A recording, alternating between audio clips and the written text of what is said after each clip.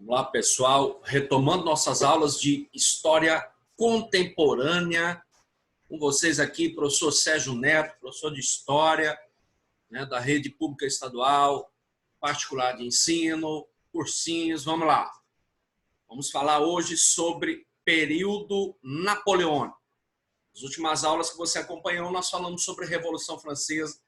Não esqueça que é uma aula que ela valoriza muito o caráter interpretativo da história, né? Esquece um pouco os fatos e vai mais para as análises, porque é isso que cai no vestibular do Enem. Aí você está vendo a imagem imponente, né, daquele que parecia ser um grande homem, né? Na verdade, um grande megalomaníaco, o cara que queria dominar a Europa, tinha mania de grandeza, né, que tinha 1,58 m de altura, né, mas deixou sua marca na história, né, no momento posterior à Revolução Francesa. Né, o golpe do 18 Brumário representou justamente o fim da Revolução, embora isso seja muito debatido ainda no ambiente acadêmico, né, mas o 18 Brumário ele encerra a Revolução e marca o início do período napoleônico. Vamos lá. Para muitos historiadores, para retomar essa análise, né, se Napoleão, né, se o período napoleônico ele é uma continuidade da Revolução Francesa, como diria o historiador Eric Hobsbawm, ou se ele encerra a Revolução, ou se ele, né, continua a Revolução. Então vamos lá. Para muitos historiadores, o período napoleônico é entendido como uma continuidade do processo revolucionário. Por que continuidade do processo revolucionário? Porque muitos historiadores, como o próprio Eric Hobsbawm, meu guru, né, ele acredita o seguinte, acredita que Napoleão, né, por representar os interesses da burguesia, ele continua com a Revolução, né, dentro dessa visão marxista da história. Né, há muito tempo atrás, acreditava-se que a Revolução Francesa representou os interesses apenas da burguesia. Por isso que Hobsbawm, sendo marxista, ele dizia, olha, o período napoleônico é a continuidade da Revolução. Por quê? Porque Napoleão representou os interesses da burguesia. Então, para muitos historiadores, o período napoleônico é entendido como uma continuidade, principalmente para aqueles que são considerados look. Perceba, você que está em casa, dá um look na tela, né? Muitos consideram como uma continuidade da Revolução Francesa, como eu te falei, né? Porque Napoleão era visto como representante dos interesses da burguesia. Olha lá, outros assinalaram que o 18 Brumário, por seus desdobramentos, representou uma ruptura com os ideais liberais. Afinal, Napoleão, herói ou bandido?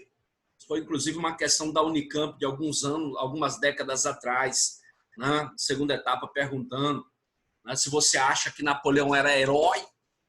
Até um certo momento ele era visto como um herói, né? O cara tinha um carisma pessoal, conduzia batalhas, construiu sua trajetória dentro do Partido Jacobino, né, fiel aos interesses da Revolução. Depois ele passa a ser visto como aquele cara capaz de estabelecer um controle sobre o exército e, né, uma aliança com a burguesia, com um carisma popular muito grande. Você fala assim, mas o cara era um ditador, mas ele tinha o apoio das massas populares. Por isso que alguns historiadores veem Napoleão como herói, bandido. Quem considerava Napoleão bandido?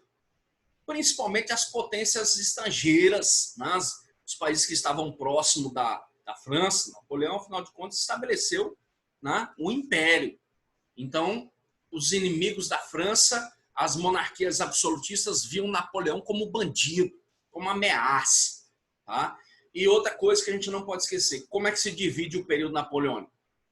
Primeiro, consulado, que na verdade era uma ditadura, o império e 100 dias. Né? Se a gente tivesse que caracterizar o período napoleônico, quais seriam as características básicas?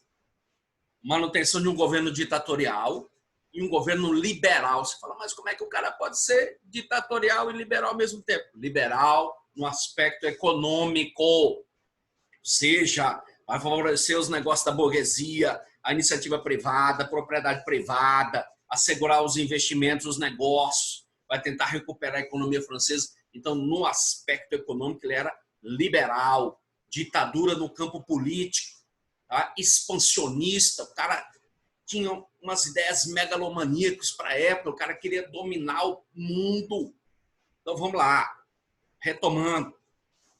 Cada uma das fases, assim como você vem acompanhando, né, com a gente, Revolução Francesa, eu disse para vocês que cada uma das fases teve características peculiares, com o consulado não foi diferente. Tá? Anota, faz um print na tela, dá um pause na gravação, vai lá, copia isso aí no caderno.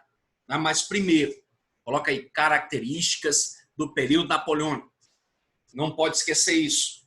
História não é fato. História são as interpretações dos fatos. Então, primeiro, característica. Quais são as características essenciais? Ditadura, liberalismo e expansionismo. Quando você entenda, liberalismo quer dizer aproximação com a burguesia, favorecer os negócios da burguesia. Depois disso, dá um pause na gravação, escreve no caderno, né, os principais acontecimentos do consulado, que vai de 1799 a 1804.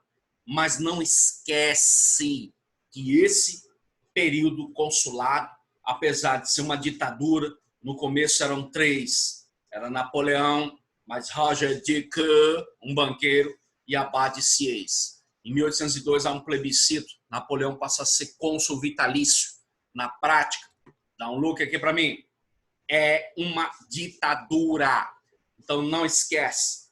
O que marca o consulado? O consulado é o período de arrumar a casa. Né? Napoleão vai arrumar, vai criar uma série de reformas para arrumar a casa. Afinal de contas, a Revolução, né, demonstrou justamente crise econômica, crise financeira, injustiça social. Então, esse momento é justamente para tentar recuperar a economia francesa. Por isso que você vai ver, né, após o golpe do 18 Brumário, uma série de reformas econômicas, criação do Banco da França, criação de uma moeda que era o franco, né, que prevaleceu na França até 2002, investimento na indústria. Vale dizer, o governo napoleônico, o período napoleônico era fiel aos interesses da burguesia. Não esqueça isso. Não vai se preocupar com fatos. Fatos não são histórias. Histórias são as interpretações dos fatos. Então, uma característica que você não pode esquecer: o governo napoleônico era fiel aos interesses da burguesia. A Revolução Industrial Francesa ocorre justamente durante o período napoleônico. Não esquece disso. Então, ele vai criar reformas econômicas, reformas religiosas, concordata com a Igreja de 1801. Né? Mais uma vez, a Igreja se submete ao imperador. Né? Olha lá, o imperador, minto. Nesse momento era o cônsul. Tá? Não era imperador ainda. Então, um governo que vai tentar arrumar a casa. Por isso, uma série de reformas econômicas, políticas, sociais, né? Criou frentes de trabalho, drenagem de pântanos. Nunca se construiu tanto durante a fase do consulado, né? Para visava atenuar o desemprego. Até hoje, em Paris, a ponte sobre o rio Sena tem um N embaixo, que é N de Napoleão. Então, foram criadas uma série de reformas socialmente falando, né? Construções, obras públicas para atenuar o desemprego. Foram criados, né? Palácios foram transformados em museus, justamente para gerar emprego à população. Tá? E a principal das reformas chama-se reforma jurídica, que é o Código Civil Napoleônico. Será que isso cai no vestibular? Olha, como eu falei, ninguém vai cobrar no vestibular fato. Vão cobrar interpretações. Então, dá um look aí na tela. O Código Civil Napoleônico foi a última obra criada por Napoleão ainda durante o período do consulado, 1804. Então, só para lembrar, são 2.000 artigos, né, que a grande maioria, mais de 800, defendem os interesses da burguesia, questão da propriedade privada, questão da proibição de greves, né, sindicatos, escravidão, estabelece escravidão nas colônias, a criação de escolas públicas, que eram escolas secundaristas, que nesse momento ainda não existiam, os liceus, inclusive o Liceu Maranhense foi criado como desdobramento, né, dessa influência do poder público na educação. Então, começa com Napoleão e depois atinge a Europa, atinge o Brasil aqui no caso. Tá? Então, basicamente, cimenta nas suas ideias. O Código Civil Napoleônico representa os interesses de quem? Da burguesia. Olha lá, parece até, né, por incrível que pareça, para quem já leu o Código Civil Napoleônico, né, você percebe um antifeminismo na história. A mulher era vista como propriedade do homem. Como assim, professor? Isso é machismo? Não, isso é uma constatação histórica. O Código Civil Napoleônico ele proibia a mulher de pedir divórcio. O divórcio foi instituído durante a Convenção Nacional, mas, veja bem, só quem podia pedir divórcio era o homem. A mulher só podia pedir divórcio se o homem desaparecesse de casa, abandonasse o lar durante, no mínimo, 3 anos. Tá? Então, no Código Civil Napoleônico, você vê uma forte influência, né, do poder masculino na sociedade, né? Influência do patriarcalismo. Existe divórcio criado lá na Convenção Nacional, na primeira Constituição da França do ano 1, né, de 1793, só que somente o homem pode solicitar o divórcio. Então, a mulher era vista como propriedade masculina. Por isso que eu falei. Isso beneficiava a burguesia. Como beneficiava a burguesia? Meu filho, preste atenção. O amor.